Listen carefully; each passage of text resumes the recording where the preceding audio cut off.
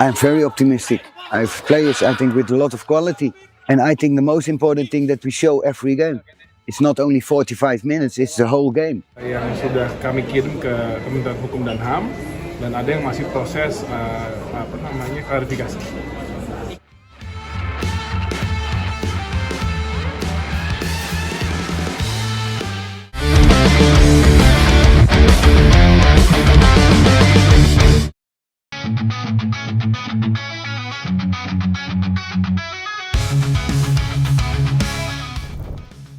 Gerald Vandenberg diketahui sedang mengawal skuad Garuda Nusantara dalam pemusatan latihan atau TC sebelum Piala AFF U23 2025.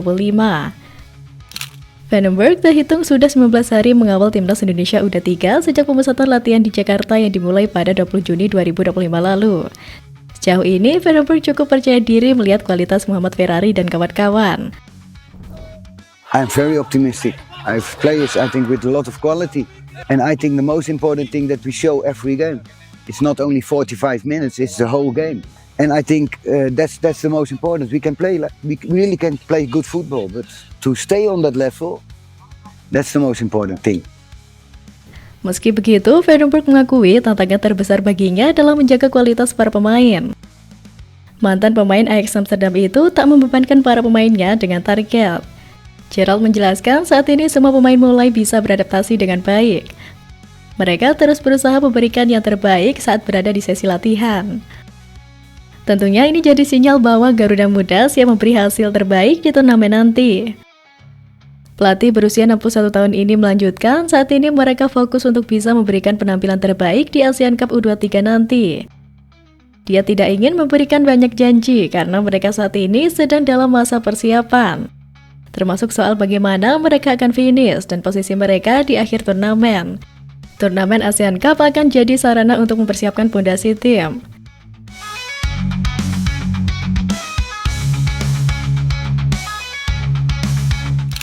Di samping itu, sang rival mulai tancap gas. Malaysia U23 tampil menggila di laga uji coba. Pada laga perdana, mereka berhasil menaklukkan PDRM FC dengan skor tipis 1-0.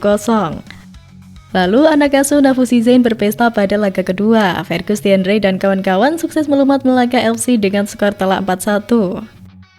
Ini merupakan modal bagus bagi Harimau Malaya Muda jelang turnamen.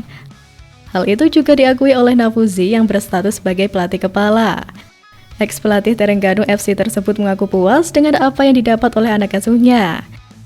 Ia juga ingin melihat apakah para pemainnya benar-benar menerapkan instruksinya di lapangan atau tidak. Hasilnya, Nafuzi mengakui bahwa ada peningkatan di tim besutannya tersebut.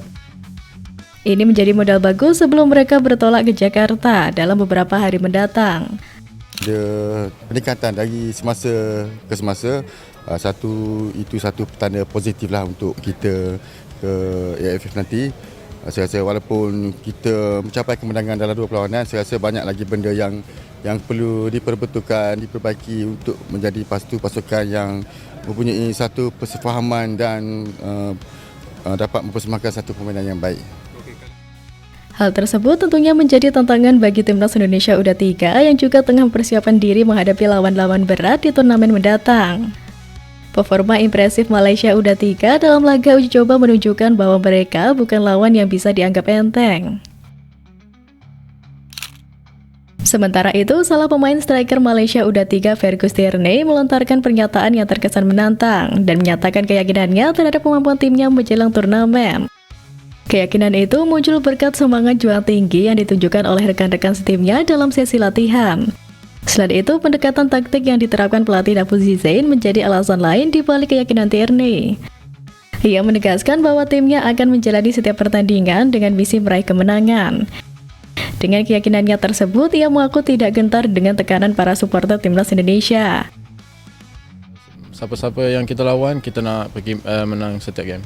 Tapi ya, kita semua dah tahu Indonesia punya fans macam mana mereka support gila. So, saya memang teruja nak main depan fans mereka.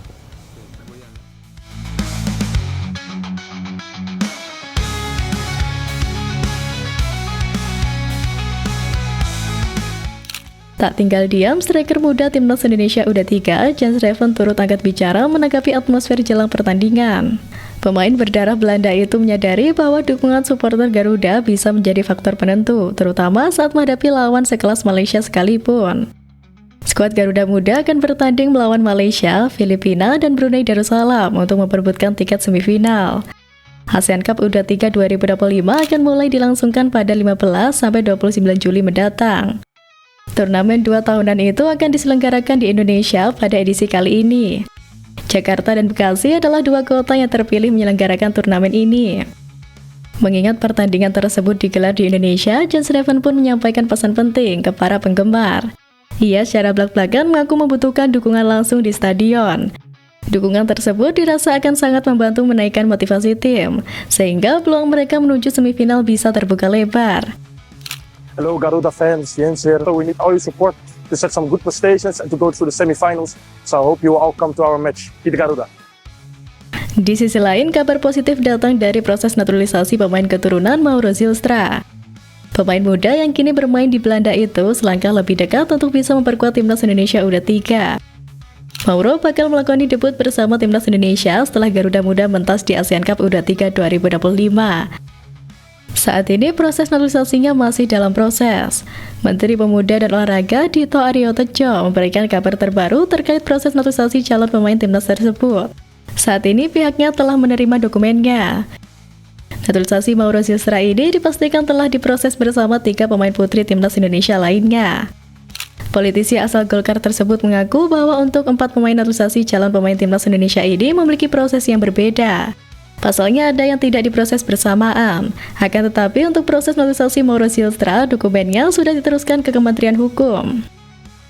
PSSI sebelumnya mengaku bahwa Mauro diproyeksikan untuk timnas U23 Indonesia. Untuk itu, proses naturalisasi Mauro Zylstra ini diyakini bakal dikebut.